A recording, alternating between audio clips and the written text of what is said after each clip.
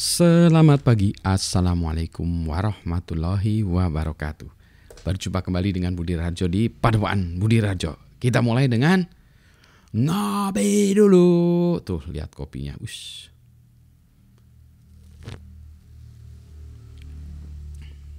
Sedap. Sedap banget nih cappuccino, kopi ili. Nah, sekarang lagi mau cerita tentang kopi kali ini. Jadi ceritanya, kalau saya ngopi itu sebetulnya ada dua cara. Saya biasanya menggunakan V60. V60 dengan corong yang biasa ya. Kayaknya harus ambil contoh ya. Ntar ya, saya ambil contohnya dulu. Nah, V60 itu yang pakai kayak gini ya, corong yang kayak gini tuh. Jadi ini corong yang ditaruh di atas gelas, mug atau cangkir gitu ya, yang untuk kita ngopi pakai gini. Nah, biasanya di atas pakai kertas ya, biasanya pakai kertas, kemudian kopinya ditaruh, diseduh di situ. Saya beda lagi, saya buat ini filter kain, ya. Kain. Jadi ini filter kain.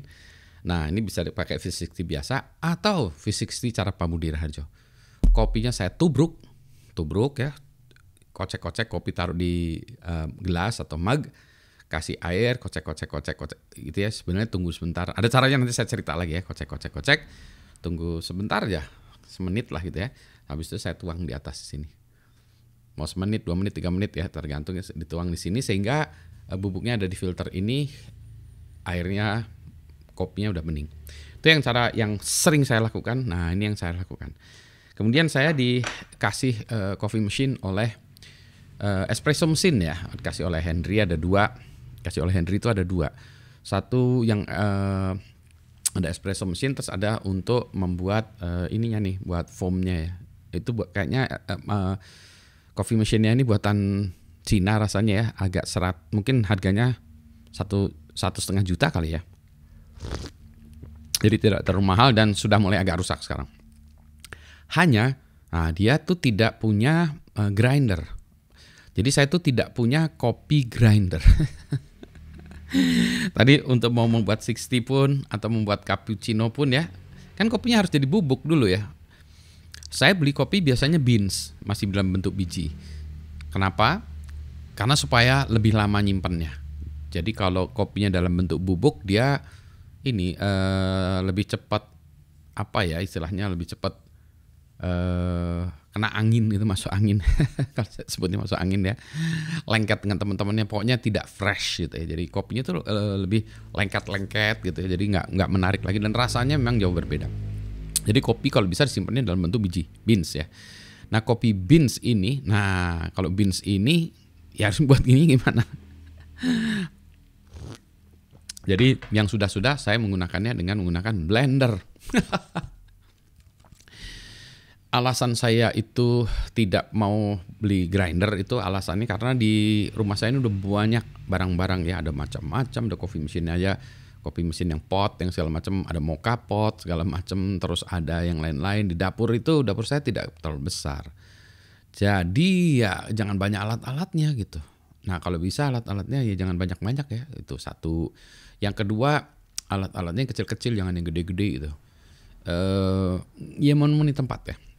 Jadi biasanya blender yang biasa lah ya. Ntar buka dulu ya ini. Biasa lah ya. Blender yang kayak gini tuh ya. Ya ini blendernya ini biasanya dipakai untuk bumbu-bumbuan ya, bawang segala macam gitu ya kan, biasa, atau cabai atau apa gitu ya. Yang kayak gini. Tapi ini bisa juga dipakai untuk kopi ya. Jadi ini saya pakai untuk kopi, ini lihat nih bekas pakai kopi. Hanya masalahnya tuh nanti ininya dia berdasarkan blade gitu ya. Lama kelamaan blade-nya ini menurut saya ini harus kita bersihin lagi, ini harus kurang tajam lagi, nih blade-nya harus dipertajam lagi. Dan kopi yang dihasilkannya itu tidak bisa halus ya. Karena tadi ya dia nggak bisa, kan dia pakai itu ya blade ya. Jadi dia ya sekenanya si blade-nya itu ya si kopinya. Jadi dia kopinya agak kasar. Untuk V60 kopi yang kasar gitu nggak masalah sih. Jadi medium ya kasarnya itu ya. Dia masih oke. Malah justru asik. Jadi kalau kopi yang bentuknya yang tadi ya dihasilkan oleh blender cukup. Jadi kalau ada yang banyak nanyain, Pak, saya kopi grindernya apa? Nggak usah lah, blender aja lah cukup ya. Blender gini cukup ya. Jadi di rumah kalau ada yang tukang masak segala macam dipinjam blendernya. Saya udah melakukan ini sudah tahunan ya. Jadi ini saya juga tadinya khawatir ini akan bakalan pecah atau enggak ya karena kena itu ya, kena kopinya, biji kopi terbang-terbang sini. Terus apakah blade-nya akan cepat rusak? Ini so far oke ini, tapi ini sekarang sudah mulai kurang tajam ya blade-nya. Harus diperbaiki lagi. Nah, kemarin akhirnya saya putuskan untuk membeli grinder. Eksperimen. Kenapa? Karena ada flash sale di sebuah e-commerce. Jadi udahlah dibeli aja lah ya. Yang dibeli itu banyak macam-macamnya. Karena grinder itu mahal-mahal. Waduh, saya bingung ya. Saya nggak mau ya dasar orang yang ini ya, irit, hemat, frugal, nggak mau beli yang mahal-mahal. Akhirnya apa? Akhirnya ya sudahlah ya, lihat-lihat gitu. Ternyata grinder-grinder yang saya mau itu yang bukan pakai blade ya. Karena yang blade udah ada, ini udah ada. Jadi yang ngapain lagi beli lagi ya, pakai gini aja. Jadi coffee grinder yang blade nggak mau, udah pakai ini udah ada. Saya mau pakai yang bur itu ya, pakai gigi-gigi ya untuk menghaluskan biji kopinya. Nah, cari, waduh mahal-mahal semua 600.000 ke atas. Yang saya pengen malah harganya 1,2. Waduh, mahal banget ya. Mau kopi enak, harganya mahal. Pak kan tadi kopi mesinnya harganya 1,5 juta, ya sebenarnya oke juga sih. Nah, tapi satu harganya mahal, dua menyemak di dapur itu peralatannya. Tapi akhirnya beli juga lah ya, sudahlah beli. Akhirnya belinya yang ini. Yang di ini karena ada flash sale. Ini yang sebetulnya grinder saya tidak perlu sebutkan tempatnya, ini agak cukup ngetop juga di itu ya, di mana e-commerce ya, itu ngetop juga. Nah, ini dibeli hasilnya ya oke lah ya. Akhirnya datang juga bendanya. Oke, ada berapa hal. Pertama, ternyata ya sudah tahu juga sih ini pakai USB ya. Jadi ini pakai USB, bukan yang listrik. Ya, ada pro dan kontranya. Pro-nya dia portable, bisa dibawa kemana-mana. Kontranya ternyata powernya kurang kalau menurut saya. Jadi ini dia powernya kurang. Jadi kalau untuk dari biji langsung di grind ini dia kadang-kadang stuck, berhenti. Power off, nyalain lagi. Atau kalau saya goncang-goncang dulu itu supaya ngatur bijinya, mungkin biji-biji kopinya itu apa yang ngeganjal ya, jadi stuck dia. Oke, goncang-goncang, nyalain lagi, jalan lagi, goncang-goncang, jalanin lagi. Itu kontranya ya. Jadi ini menurut saya masih kurang. Terus yang kedua, ini harus di-charge dulu ya penuh. Kalau enggak ya dia enggak kuat. Tapi tadi saya nyobain, oke lah ya, saya buat satu ini tuh oke lah. Membuat satu porsi itu oke.